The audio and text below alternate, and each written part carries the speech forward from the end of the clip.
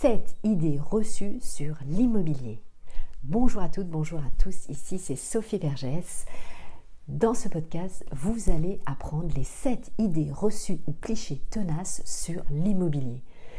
C'est essentiel bien sûr de connaître ces points pour vous en tant qu'investisseur ou en tant qu'acquéreur, pour éviter bien sûr de faire des erreurs. Par exemple, pour vous donner une première idée, les prix de l'immobilier n'augmentent pas toujours ou baissent actuellement, les notaires empochent la totalité des frais de notaire, etc. etc. Eh bien, dites-moi justement en m'envoyant des messages si vous avez des idées reçues en immobilier. Cela me fera évidemment très plaisir, vous le savez, d'échanger avec vous. Alors, la qualité première d'un investisseur, vous le savez, c'est évidemment d'être pragmatique. Vous devez collecter différentes données. Ça, c'est évidemment très important, que ce soit des données évidemment financières, que ce soit des données urbanistiques.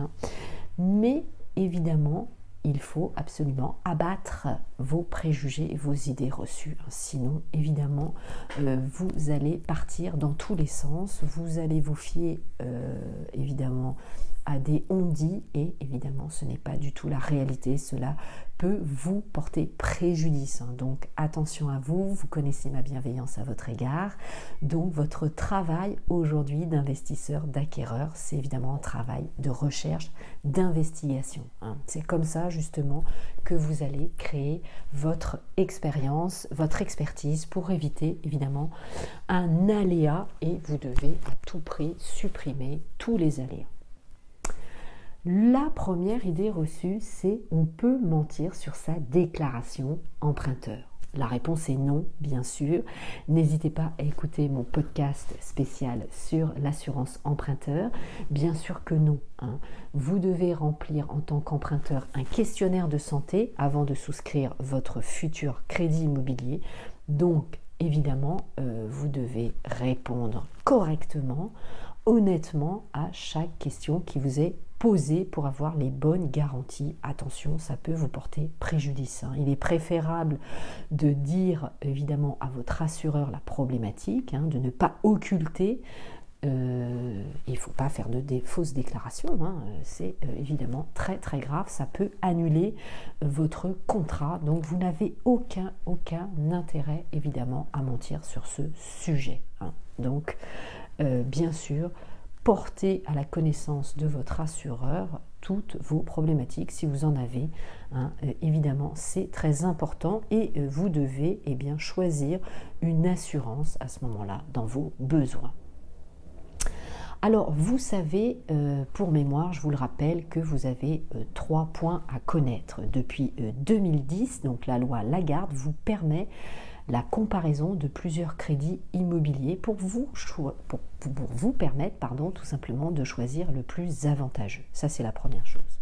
Deuxième point, la loi Hamon vous permet de changer de contrat d'assurance emprunteur lors de la première année. Ensuite, l'amendement de la loi Sapin 2, cette loi, qu'est-ce qu'elle vous permet de faire? Elle vous permet de changer chaque année d'assurance à la date anniversaire de votre contrat. Sa résiliation se fait à la date anniversaire de souscription et doit se faire en respectant bien sûr un préavis de 2 mois et ça doit s'accompagner bien sûr des mêmes conditions. Vous ne devez pas avoir des conditions moindres, sinon la banque va vous refuser. Donc c'est bien sûr des conditions équivalentes entre l'ancien et le nouveau contrat.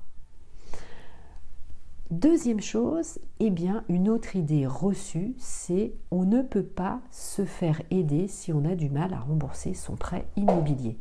C'est faux, c'est totalement faux. Vous avez un dispositif qui existe pour vous aider, c'est l'ANIL, l'Agence nationale d'information sur le logement, qui va vous donner toutes les informations. Dans certains départements, si vous êtes propriétaire d'un logement en copropriété dans un périmètre spécifiquement délimité, vous allez pouvoir bénéficier d'un fonds de solidarité logement, ça s'appelle le FSL, fonds de solidarité logement pour obtenir un prêt ou une subvention.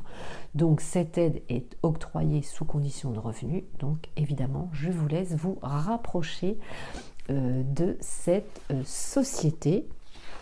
Et bien évidemment, selon votre département, eh bien, vous pouvez consulter l'Agence départementale d'information sur le logement local, l'ADIL, l'ADIL. Donc ça, évidemment, ne restez pas dans l'embarras. Voilà, c'est mon conseil, bien sûr. Troisième idée reçue, les notaires empochent la totalité des frais de notaire. C'est faux, bien sûr. C'est une expression, un usage qui désigne les droits de mutation lorsque vous acquérez, lorsque vous faites une transaction immobilière. Donc lorsque vous allez devenir propriétaire, eh bien le notaire va collecter un ensemble d'impôts, mais bien sûr c'est lui qui collecte pour les pouvoirs publics. Notamment donc la base de calcul, vous le savez, pour l'immobilier ancien, eh bien vous êtes à peu près à 8% et 2,8% pour l'immobilier neuf. Quatrième idée reçue, les prix de l'immobilier augmentent partout en France. C'est faux, évidemment. Dans certaines villes, vous savez que les prix ont fortement progressé, mais dans d'autres, eh bien, les prix baissent forcément. Donc, je vous recommande bien sûr de vous renseigner auprès des notaires de France. Vous avez évidemment leur site internet qui est disponible. Vous pouvez consulter, c'est entièrement gratuit à ce sujet, votre notaire, notaire de famille ou votre notaire. Il saura, évidemment, il se fera un plaisir de vous renseigner. Ensuite, vous avez le site dont je vous parle régulièrement, bien sûr, demande de valeur foncière ou impôt.gouv.fr, onglet données publiques, qui va vous permettre de connaître le prix de toutes les transactions à une adresse précise. Vous allez extraire des fichiers, exporter un fichier, donc évidemment, faites-le. Cinquième idée reçue, on ne peut pas négocier le prix dans l'immobilier neuf. C'est faux, tout à fait faux, contrairement à ce que vous pourrez croire.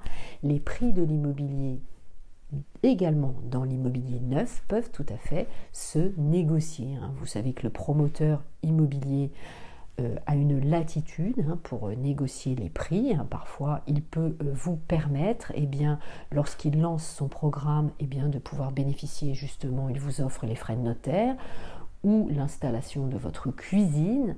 Donc, ça peut être tout à fait intéressant. N'hésitez pas, bien sûr, à lui en parler. Il sera conciliant, notamment lorsqu'il va vendre ses premiers appartements. Donc, il a tout un avantage. Sixième idée reçue, on ne peut pas acheter un bien immobilier sans apport. C'est faux, ça va dépendre bien sûr de votre profil. Vous pouvez tout à fait emprunter sans apport. Toutes les banques ne pratiquent pas cet usage. Alors il faut bien préparer votre dossier. Je vous en parle régulièrement évidemment dans mes lives, dans mon groupe Facebook Investir en immobilier, l'immobilier au féminin. Donc n'hésitez pas bien sûr à me suivre également sur mes autres réseaux sociaux. Mais évidemment, vous pouvez acquérir sans apport. Il faut préparer, monter votre dossier, assainir vos comptes en banque. Mais sachez évidemment que ce type de crédit n'est pas automatique. Faites-vous évidemment accompagner d'un courtier en prêt immobilier. Il saura vous guider évidemment au mieux de vos intérêts. Par contre, si évidemment la banque ne vous demande pas d'apport, elle pourra vous demander de payer les frais de notaire et les différents travaux s'il y en a. Ça peut être évidemment un bon compromis, évidemment, si vous avez peu de travaux notamment sur un bien. Alors, avant de passer à la dernière, évidemment, idée reçue, n'hésitez pas à me suivre sur les différents réseaux sociaux. Mon groupe Facebook, je vous le rappelle, Investir en immobilier, l'immobilier au féminin.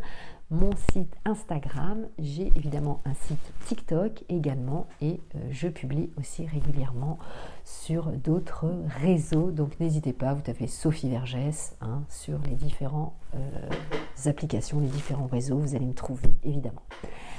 La dernière idée reçue, faire des travaux de rénovation énergétique n'augmente pas la valeur du bien. Eh bien si, tout à fait, bien sûr. Faire des travaux de rénovation énergétique, ça s'appelle justement la valeur verte d'un bien immobilier. Évidemment, c'est tout l'inverse. Ça va vous différencier déjà des autres biens immobiliers qui sont sur le marché. Ça va vous apporter de la valeur, de la qualité, et ça va vous donner évidemment une valeur verte. Ça, c'est la première chose, bien sûr, si vous êtes propriétaire. Mais si vous êtes propriétaire bailleur, c'est-à-dire si vous louez à un locataire, votre locataire paiera moins de factures énergétiques. Donc, pensez à lui. Évidemment, c'est beaucoup mieux pour lui.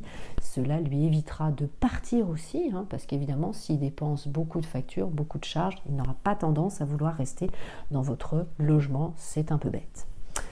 Et à la revente, vous ferez la différence, bien sûr, face à un appartement, une maison dit énergivore. Vous savez, c'est biens immobiliers qui sont classés en notes F et G sur le diagnostic de performance énergétique. Vous pourrez évidemment revendre environ 10% plus cher. Donc, c'est une très bonne idée, évidemment. Voilà, c'était tout pour ce podcast. Je vous remercie de m'avoir suivi. Portez-vous bien. À très bientôt sur le prochain.